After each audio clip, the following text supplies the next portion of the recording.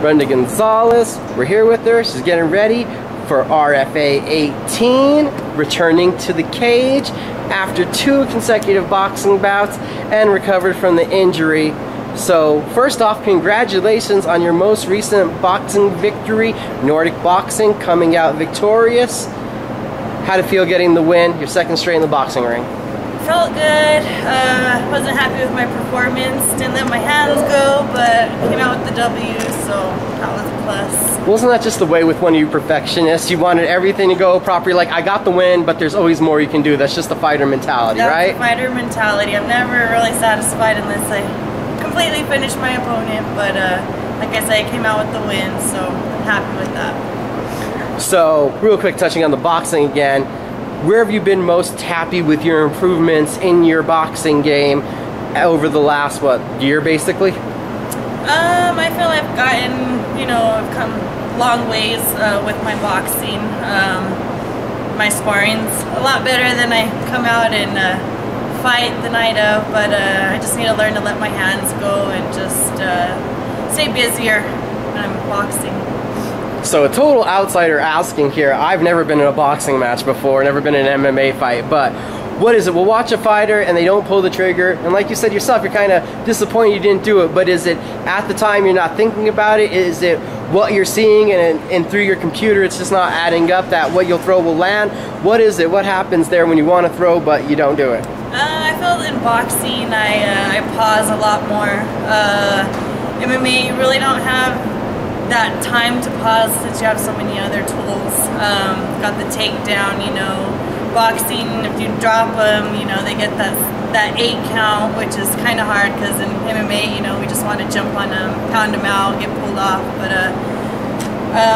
MMA, you just, you know, you can go in for the kill, and it's a lot easier, I think. So when you're in that boxing element, how many times have you caught yourself wanting to charge at somebody that's almost down on a knee, starting to fall, and you're thinking, ground and pound? Well, this last fight I didn't drop her, but the fight before, you know, I dropped her twice, and it was kind of hard, you know, the ref, you know, having to go to the mutual corner. When in MMA, you know, you could just jump on them, so that's a little like, just let me on her, but it's easier in MMA to go in for the finish, I believe. So what's it like now transitioning back to the MMA? I know you've been working on everything because they work on everything here on the gym, but what is it like fight camp for an MMA fight now? Your rounds go from 2-minute rounds to 5-minute rounds, 3 5-minute rounds, so you know, you prepare for the longer rounds. You know, you're adding kicks, elbows, knees, takedowns, and I believe it takes a little, it's different cardio, so, you know, I'm just trying to get that cardio back up, you know, so I can stay busy, and whether the fight stays standing or goes to the ground, I'm prepared. So, kicking, submissions, takedowns, how excited are you to get back to implementing this stuff? I'm so excited, you know, haven't been in the cage since last May when I hurt my arm, so, you know, it's been a long year and a half, but I feel I've learned a lot mentally, physically. I feel I'm coming back stronger. The last girl I fought, Brenda Gonzales, she's getting ready to fight Misha Tate, so I know I'm close, you know, but I have some work to do, and I'm hungry. And then the move up in weight class. We've seen you in MMA usually at flyweight, move up to bantamweight. We can all obviously tell that's with a bigger goal in mind. But what do you think about the not having to cut as much weight and this different, you're probably able to put on muscle? What's it like from that aspect of the training? My last 2 boxing matches have been at 132. Like you say, before that I was cutting to 125. I feel I put on probably a good 5 pounds of muscle, so the weight cuts are getting a little harder for me. Getting a little older, but I feel 135, you know, I feel it's going to be a good weight class for me, you know, and give me more room to put on some size, and, you know, to just hold my body together by weightlifting and stuff. And then how do you feel your cardio has been affected by this change, not having to deplete your body so much?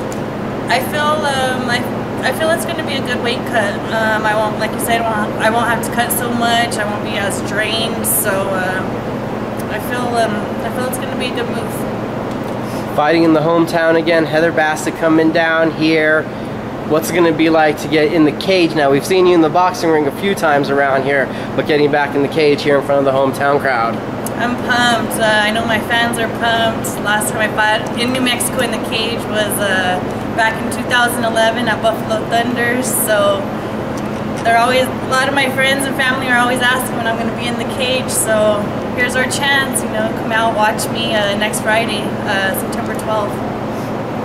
And then what do you know about your opponent, Heather Bassett, coming into this fight? I watched a little bit of video on her. She seems a little taller than me. All I know, she's 2-1.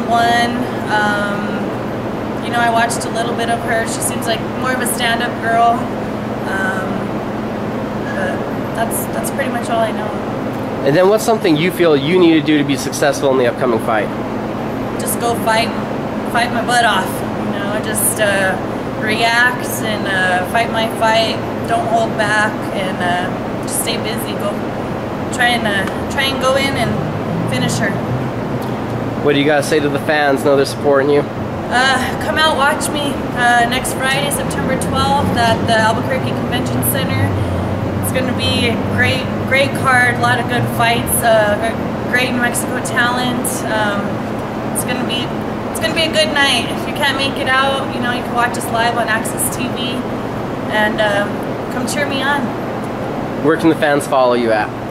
You guys can follow me on Twitter at bgons135. My Facebook, Brenda Gonzales. I have an athlete page on there, and that's about it. And people you need to thank? Thank my sponsors, Unleash Sports Nutrition, Mona Unique Technique, Sun Bear, they always got me for my chiropractic needs, Larry's Automotive, Damage Control, and Flying Sea Towing Company and Taverner's Towing Company. I appreciate you guys for having my back. Science Source Plus and Moriarty. And no, I probably forgot somebody, but I gotta thank my teammates, my team, my family, and Timmy for putting up with me. RFA 18, Albuquerque Convention Center, Access TV if you can't make it out there. September 12th, we'll see you guys there. Thank you, Brenda, for the time. Thank you.